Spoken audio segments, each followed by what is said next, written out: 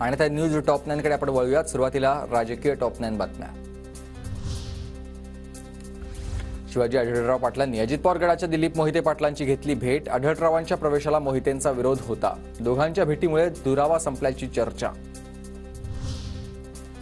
पुण्यात अजित पवार, फडणवीस आणि सुप्रिया सुळे आज एकाच मंचावर येणार। मल्टी स्पेशालिटी हिलिंग हॉस्पिटलचं आज उद्घाटन।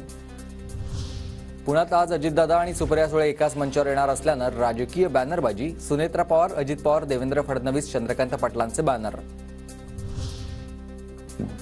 14 किंवा 15 मार्चला लोकसभा निवडणुकीची घोषणा होण्याची शक्यता।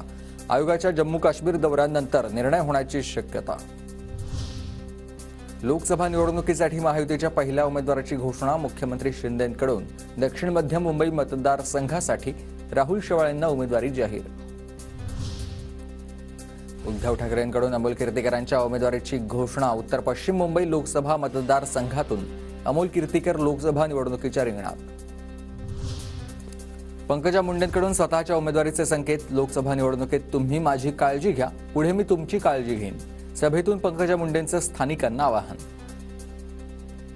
आणि आजबे काका दोघंही सत्ताधारीत, आपण माझी तोंडे साहेब, पण सगळ्या आजी लोकांनी माझी लोकांची काळजी घ्यावी, कारण तुमच्या आजी होण्यामध्ये माझी लोकांचा थोडा तरी खारीचा वाटा आहे।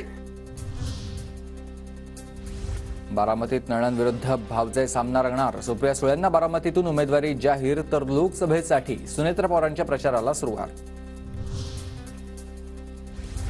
मला संधी दिल्याबद्दल थोपटेंचे आभार। पुण्यातील सभेतून सुळेंनी मानले थोपटेंचे आभार, तर सुप्रिया सुळेंसाठी काम करणार। संग्राम थोपटेंकडून भूमिका स्पष्ट।